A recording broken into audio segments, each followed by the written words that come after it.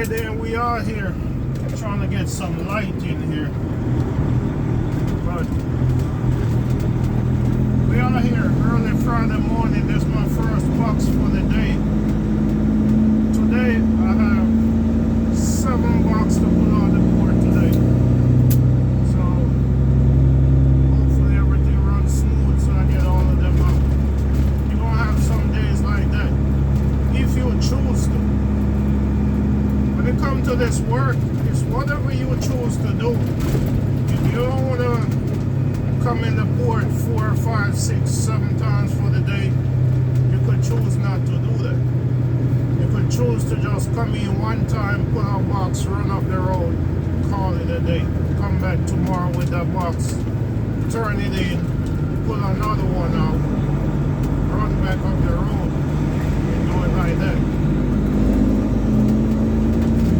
What worked for me might not work for everybody else. It's a lot of work coming into the port that many times a day. Especially when you're only doing one-way moves, which means you're only coming in, bobtailing, picking up a load to go out, or you're coming in with a load and you're dropping off the chassis to go out and get another box to come back in. Those one-way moves is a lot more. It's a lot more work. You gotta keep dropping the chassis, or you gotta keep picking up a chassis every time you come in. I don't mind doing it. I've always been doing that.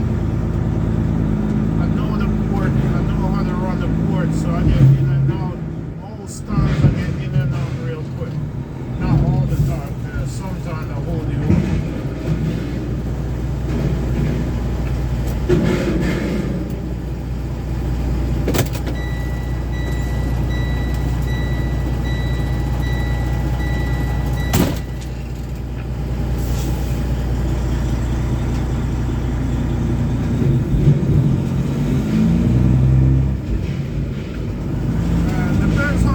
set up, you always want to get this ticket right here. This ticket have all the information on it that you need to get paid.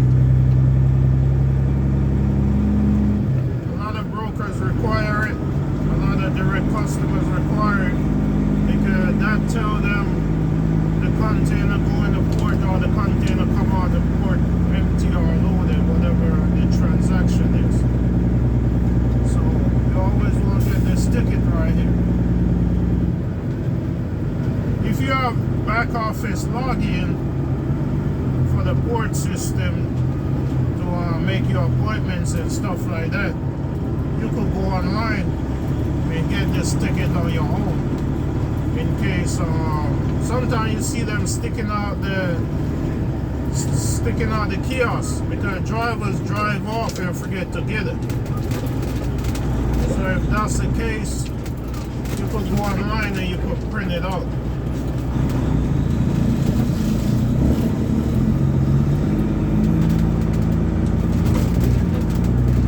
I'm gonna stop up here for about 5 minutes because they changed the rules. They didn't change the rules, they get strict on the rules. Going down this street right here, you can't go down there before 6 o'clock with a truck. We used to just sit up here about 10 minutes to 6 or 5 minutes to 6. We start running down there. But now they change it, you can't even make that turn before 6 o'clock. They block it off, and then 6 o'clock they come and move everything so you could go down there. I got about 5 minutes before I could go down there. So I'm gonna go up here and park until I can go down there.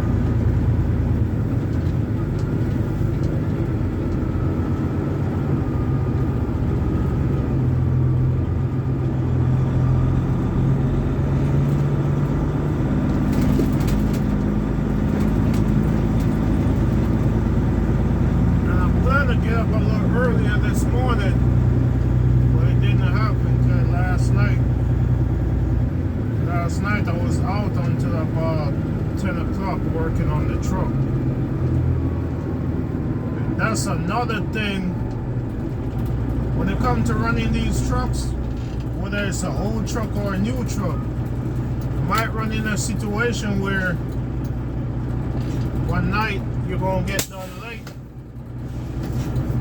Because after you finish working, you got to fix something on the truck. Might be an airbag, might be an air valve, might be a wire corrode. If it's a newer truck, you might have to change a sensor or something like that. So if you're the type that work on your truck, you might run into one day when you get done, you gotta do some work on the truck. I don't mind it. I just don't want to do it every day on a lot of tedious work. But it's part of owning the truck. Just something you gotta work with on a truck. It's not for everybody. That's why at one point I used to recommend to everybody to get a truck, and I stopped doing that because owning a truck is not for everybody. A lot of people get into it, they want to own a truck, but when they see what it entails, they get out of it, whether it be the first breakdown, the first major breakdown, or the loads ain't running right one week. Okay, if you're having breakdown after breakdown, even a small repair that costs like $1,000 could put you out of business, because you're having a string of breakdowns that's taking away all your money, all the profit the truck make going into repairs. And it's hard to stay afloat when you're going through that. But overall, man, if you do a lot of your repairs, you get to know the truck. Sometimes you get to catch certain stuff before it becomes an issue. Sometimes you catch something before it's going to leave you stranded on the side of the road where you're going to need a tow truck. But yeah, I'm out here. We waited in line right here to make this right. If I had about 30 minutes, I would have just went around, take the long way around, but I only gotta wait maybe about 3 more minutes, then we could go down here. In this case, I might as well wait.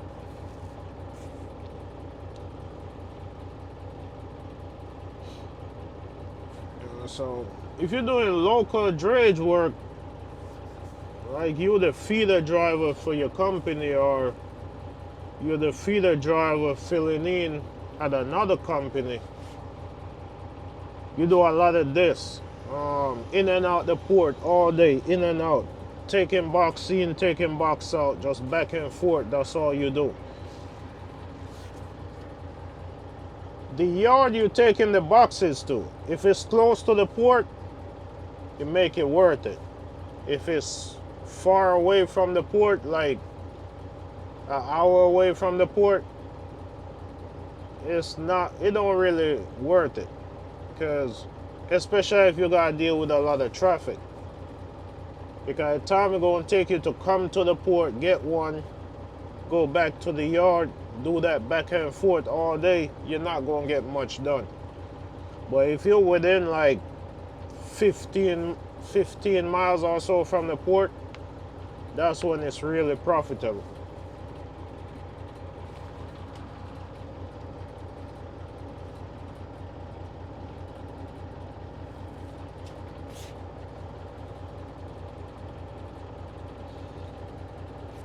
And you won't come into hauling containers as a new driver or a new owner operator.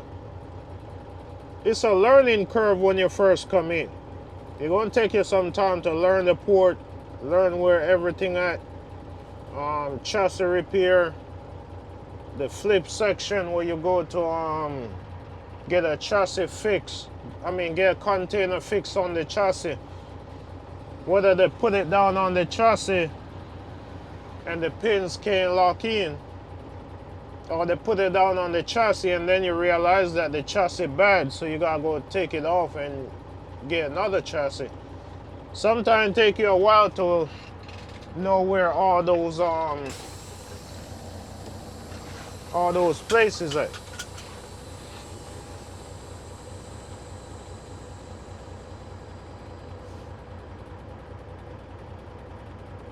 I think they just moved the cone so we can make this turn right here.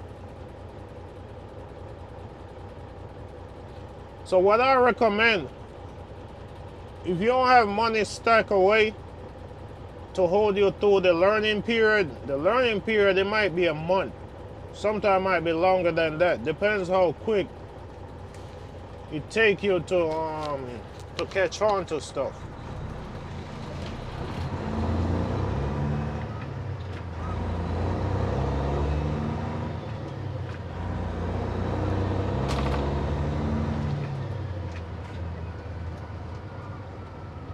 And then my first time coming down here like this. Normally, I come out early and I just go the long route. And later on during the day, by the time I gotta come this way, they already have it opened up.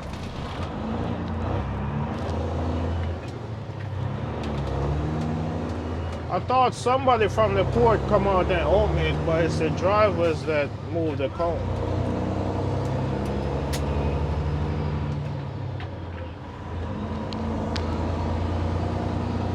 Yeah, but to hold you through the slow period while you're learning the port, it's good to have some money saved away if you're coming to run the port. Because you're going to run into a scenario where you go in the port and you end up being in there 3, 4, 5 hours because is something wrong with the container. You're not sure what location to go to get it fixed, or something wrong with the booking, and then by the time you go somewhere thinking that's where you're supposed to go to get it fixed, you find out that's not where you're supposed to go, and you don't spend an hour and a half there waiting in line. So now you go somewhere else and you gotta spend another hour and a half to wait to get it fixed. Or you might can't find your box. They might tell you the container is already on the chassis, and when you go over there, after you done drove around trying to find the location, once you find it, you found out that the chassis is no good or the container is damaged. So now you gotta go find somebody and let them know, and then they gotta tell you where to go to pick up another container. All that is time lost, time wasted. You're not getting that time back. The port closes a certain time, and that's what time they close. If you're already in there, they'll take care of you. But the problem with that, if you go on the port at 12 o'clock, you go to a location and that's not where you're supposed to be. You done spend an hour and a half there. Now you find a location where you're supposed to be at. Get in line. You spend another hour there to an hour and a half. Now it's 3 o'clock. The port closes at 5. You gotta take that container to the yard because you were trying to come back and get a second one. By the time you get to the yard, drop that off 4 o'clock. You might not be able to make it back to the port. They close at 5 o'clock. If your chassis yard is not on the port, now you gotta go to a chassis yard to pick up the chassis. You gotta join a line for that. And at 4 o'clock, you're gonna have somewhat of a little backup going in there because everybody that's dropping their chassis going in there. So now you're gonna have to wait in line to drop off that chassis. You're gonna miss the 5 o'clock at the port. So that just kill your day right there.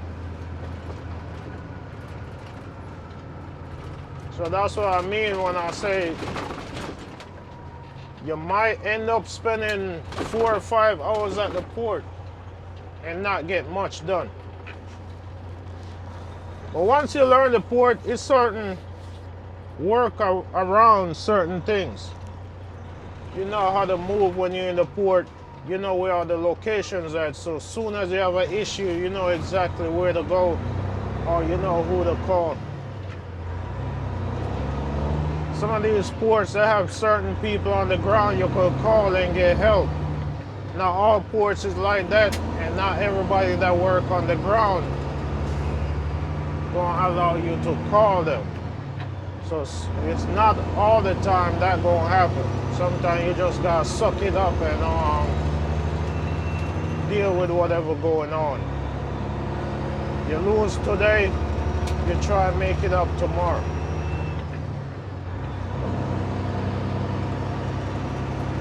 And you have times where you lose today and you carry it through just about your whole week. Because you might be going 400 miles with that container, 500 miles with that container. And you end up can't get in the container today, so you gotta pull it out tomorrow. By the time the port open tomorrow and you get that container to go run 500 miles, the customer close at 3 o'clock, you're not gonna make it there by 3 o'clock. So you get there tomorrow and you're gonna have to end up sitting there overnight to deliver the following morning. Stuff like that happen. It's the container world, it's trucking, it's gonna happen. You just gotta condition your mind for it. So running a container, it can be profitable if you know what you're doing. And if you lease onto a carrier or you're a company driver, you gotta be at the right carrier. And sometimes too, it's the people you're dealing with. Whether you're dispatcher, your terminal manager, they could make or break you. You could make a lot of money with them and you could make no money with them. It all depends on, a lot of times it's how they feel about you. And then how you carry yourself with them.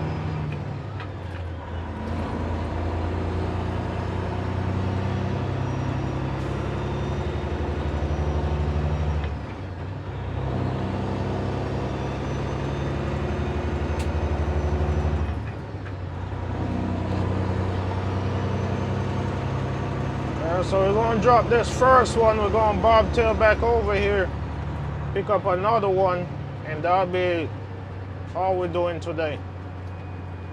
And things might change as the day go along. You might get into a situation where I end up having an empty to take in or have a load to take in, so I just add it to the appointment, whatever I'm going in with.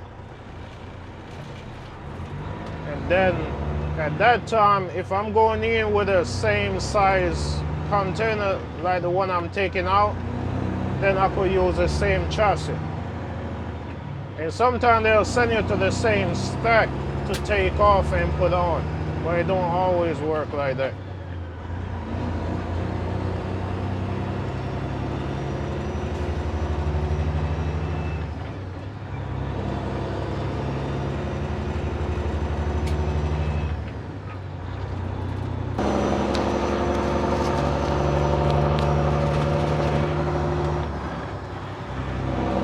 Just come out the port with number 2.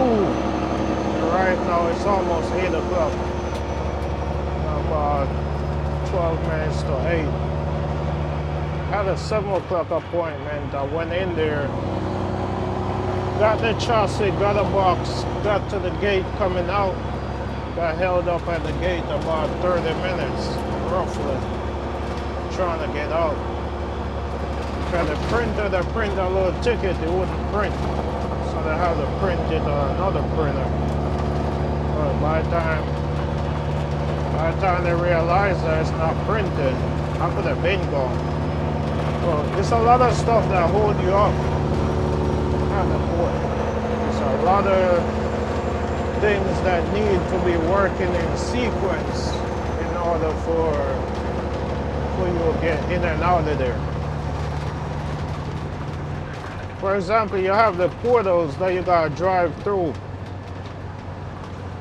when you're going in and when you're coming out.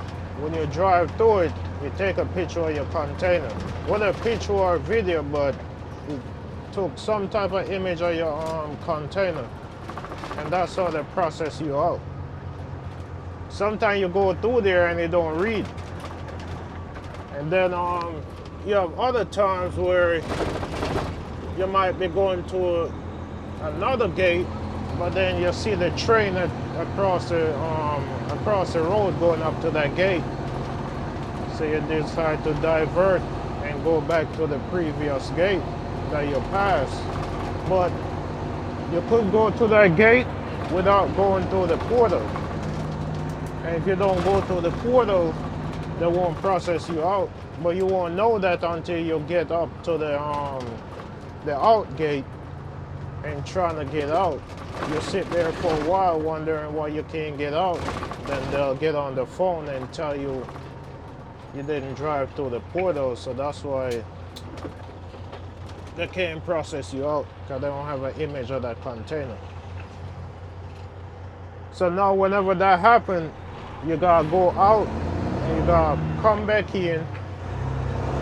They're gonna open the gate for you to go out.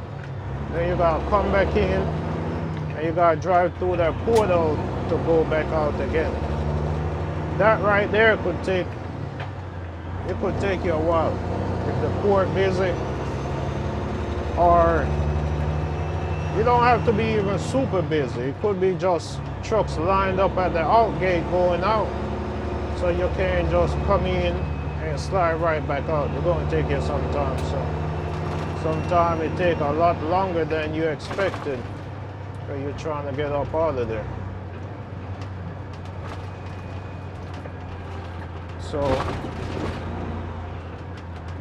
I'll come along with dealing with the port.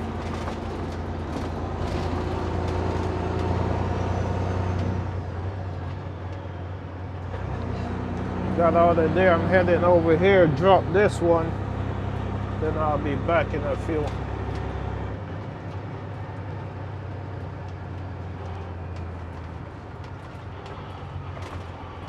On my way coming out, while I was there waiting for the ticket, I see trucks going in and they come out before me while I was sitting there waiting. That just show you can get held up at the port. It don't matter how much you know the port, because not everything there is under your control.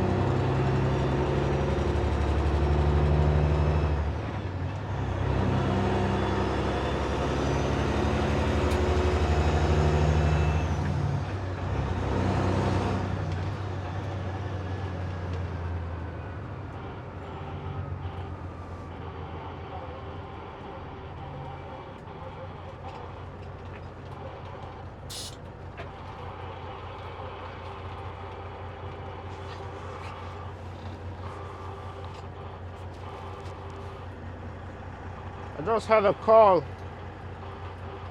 A friend of mine, he got some containers he need.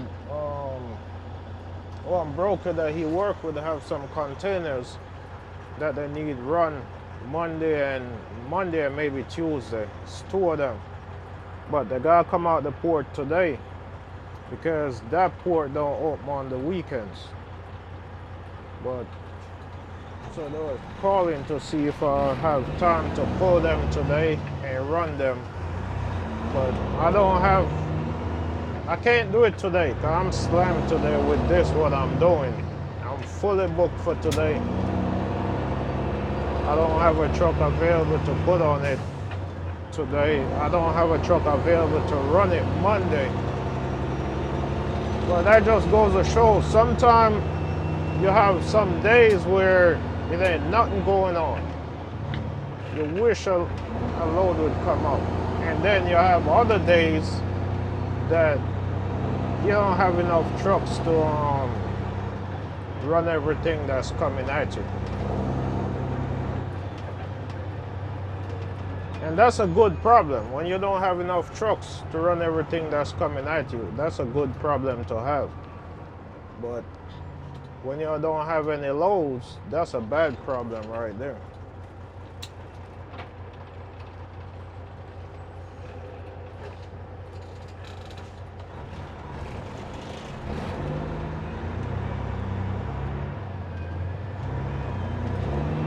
And you gotta network a lot, because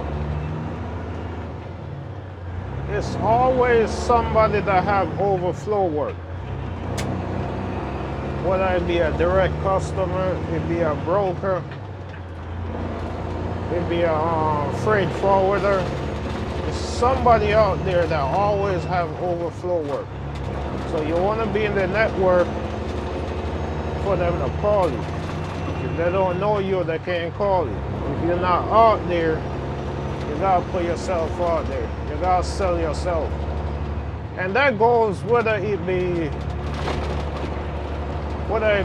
a carrier or your owner operator lease on to a carrier, or you're just a driver. You gotta market yourself regardless. Because even just being a driver, you gotta let the company know you that person they could call on when they have overflow work and they can't get it done. Because sometimes your company have that, but if you're not that person for them to call on, you'll never know.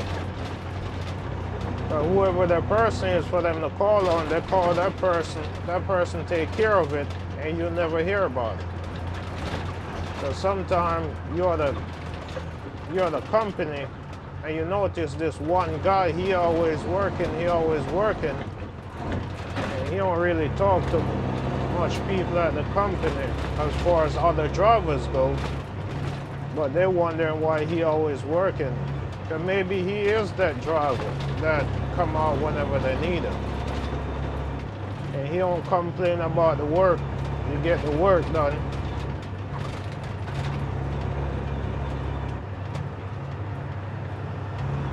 Sometimes they call you at a bad time. You have other plans. It's understandable that you can't go. But if you're that one person that every time they call you, you can't go. Every time they call you, it's an issue. Every time they call you, for whatever reason, you can't go. After a while, they're going to stop calling you, and they're going to call the person that take care of it whenever they call them.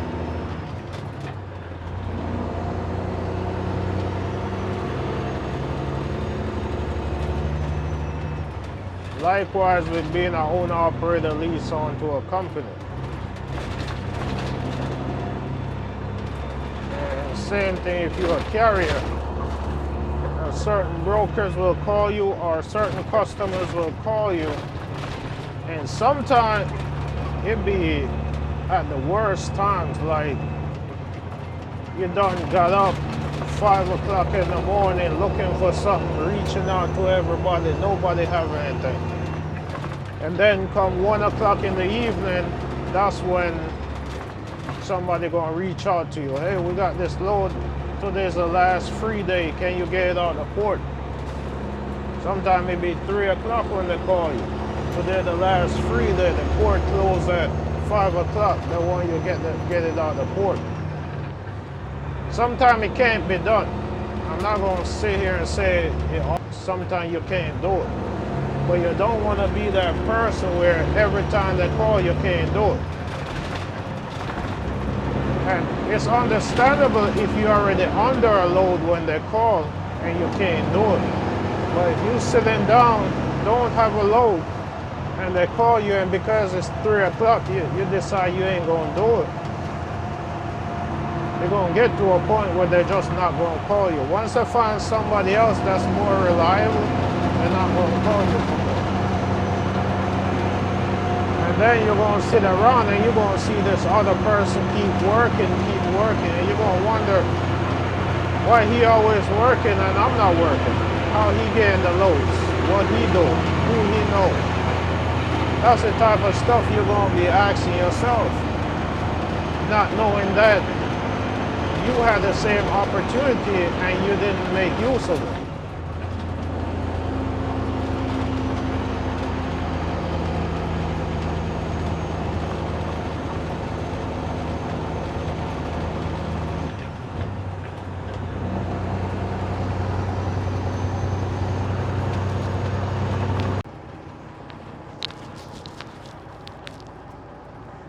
I'm on the third one right now. Just come over here to the chassis yard so I could pick up my chassis.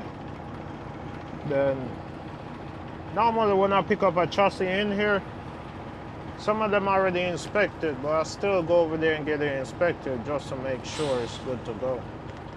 And I'll reach at the out gate and they turn me around. But like I was saying earlier in the video, there's so much things that play a part in your process of going in the port in and out, and this one of them right here. The train ran right in front of the chassis yard, so if you're coming over to the chassis yard or you're coming out the chassis yard, the train going by, that hold you up, and sometimes they take a while to get across here. I was trying to beat it. I was trying to come out and beat it before it get down here, because I saw it coming all the way up there. But well, one guy backing in, he passed all the spaces back there in the chassis yard to back in, and he come right to the entrance to back in the space right there. So that's what hold me up. Or else I could have get across before the train even get down here. That's part of the port, man. When you have the train coming in the port, sometimes it go by either by the zone, by the chassis yard, or somewhere the main road in the port. Sometimes go somewhere by there where it's gonna hold you up. But once we get through here, we go get the chassis inspected. Then I go over to my zone, pick up the box, and go drop it off. This is the third one. I'm still on schedule. I had a 9 o'clock appointment. It's about 6 minutes to 9 right now. So I got in here about 8:45.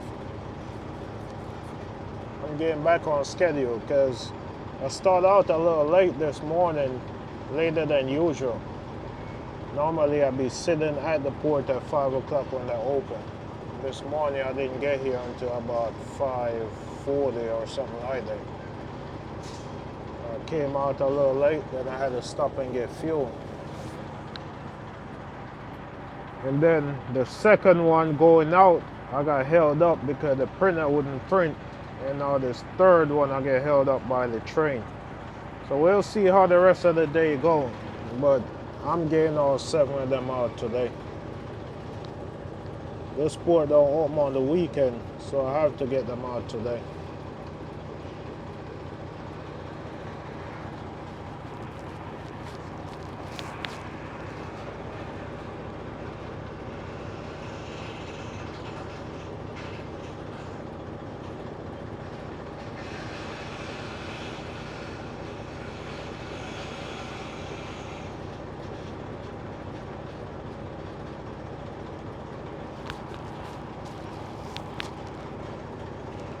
It's a big thing right now. It's a lot of talk that the train taking the work.